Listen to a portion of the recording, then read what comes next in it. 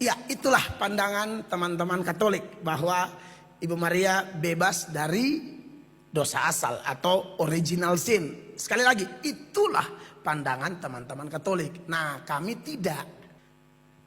Memang dalam cerita itu memang Tuhan pakai Ibu Maria. Andai kata Tuhan pakai yang lain pun tetap Yesus, tetap Allah dengan hakikatnya, dengan sifat-sifatnya, penuh kasih, penuh kuasa, penuh keadilan dan kesucian. Jadi Yesus suci bukan karena kontribusi Ibu Maria. Yesus suci karena memang dia Allah dan dipertegas bahwa dia Maria itu mengandung dari Roh Kudus. Jadi kesucian Yesus bagi pandangan Protestan tidak turun dari Ibu Maria, sama sekali tidak. Ibu Maria benar-benar hamba Allah, alat dalam tangan Tuhan. Maria itu adalah tabut perjanjian Allah. Tabut perjanjian baru. Dan tabut perjanjian lama itu dibuat oleh Musa. Tabut perjanjian yang lama itu amat sangat suci dan kudus. Imam Harun mau masuk ke dalam tabut itu harus menyucikan dirinya. Bahkan dikatakan siapa yang berdosa masuk ke dalam tabut perjanjian mati. Dan ingat, tabut perjanjian itu pernah diarak sampai menghancurkan satu kota, Yeriko. Yeriko hancur, tabut perjanjian diputar. Tabut perjanjian lama saja suci, kudus.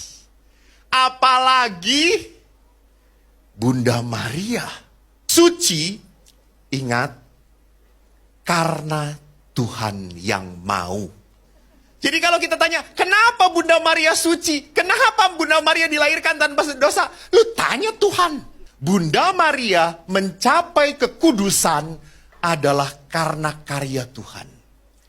Jadi tidak pernah dosa itu bersatu dengan kekudusan. Tidak bisa, tidak pernah bisa. Maka kalau Allah lahir ke dunia, pasti tempat rahim yang dilahirkan pun harus suci. Maka di situ kita harus punya pola pikir, kenapa Bunda Maria punya tempat yang mulia? Maka Bunda Maria di dalam gereja seringkali disebut sebagai Theotokos, Bunda Allah. Jangan punya pikiran, kalau Bunda Allah berarti Tuhan punya bunda ya. Allah Bapa punya bunda, Allah Putra punya bunda, Allah Roh Kudus punya bunda. Berarti lebih hebat bundanya dong. Nah, otaknya jangan kayak otak blow-on. Jadi gelar Theotokos, Bunda Allah, itu jangan digelarkan, oh ini Bunda Allah berarti di bawahnya anak-anaknya. Tidak. Kenapa disebut Maria Bunda Allah? Karena dia melahirkan Yesus. Apa? Berarti dia di atas Allah. Tidak ada, jangan dihubung-hubungin. Tapi kan kalau di dunia seperti itu, ya terserah. Silakan. Di pola pikir manusia, jangan begitu saja langsung dikontekskan dengan pola Allah. Lihat Bunda Maria, saya berdoa bersama Bunda Maria. Di sini letaknya kenapa Maria menjadi penolong abadi. Umat Katolik tidak menyembah patung. Sebaliknya, penggunaan patung dalam tradisi Katolik bertujuan untuk memperkuat iman dan doa serta untuk memperingati orang suci atau peristiwa penting dalam sejarah gereja. Patung dianggap sebagai lambang atau representasi fisik dari orang suci atau peristiwa penting dalam gereja, yang dapat memudahkan orang untuk memvisualisasikan dan merenungkan mereka dalam doa. Dalam praktiknya, umat Katolik menyembah Allah, bukan patung atau orang suci yang diwakili oleh patung tersebut.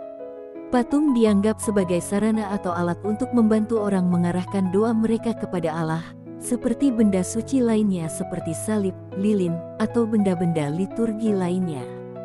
Dalam ajaran gereja Katolik, penyembahan hanya dapat dilakukan kepada Allah semata dan dilarang untuk menyembah apapun selain Allah.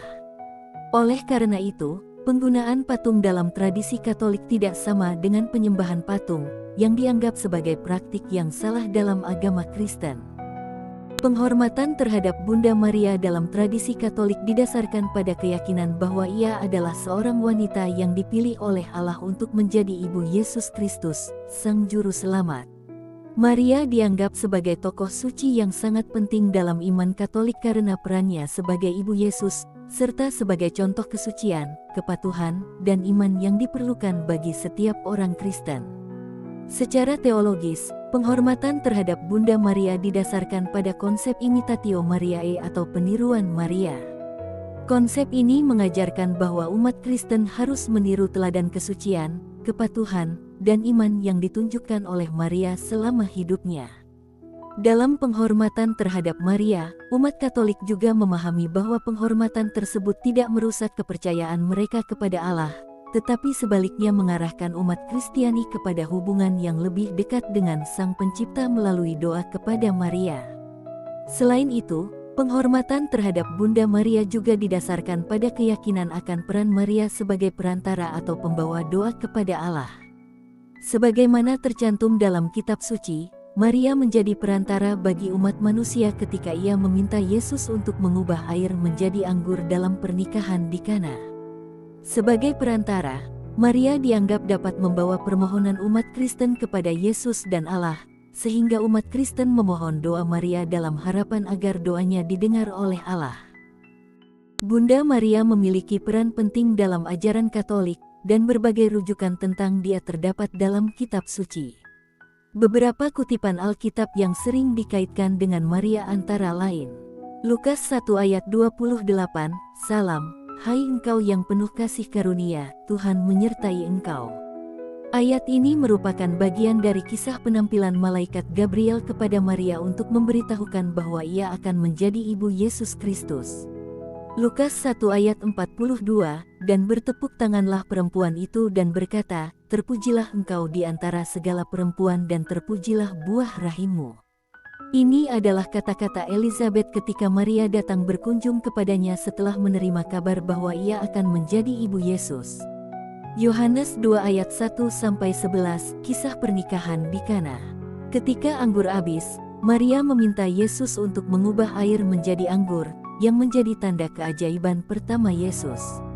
Yohanes 19 ayat 26-27, ketika Yesus sedang disalibkan, ia meminta muridnya Yohanes untuk menjaga ibunya. Yesus berkata kepada Maria, "Ibu, inilah anakmu," dan kepada Yohanes, "Ini ibumu."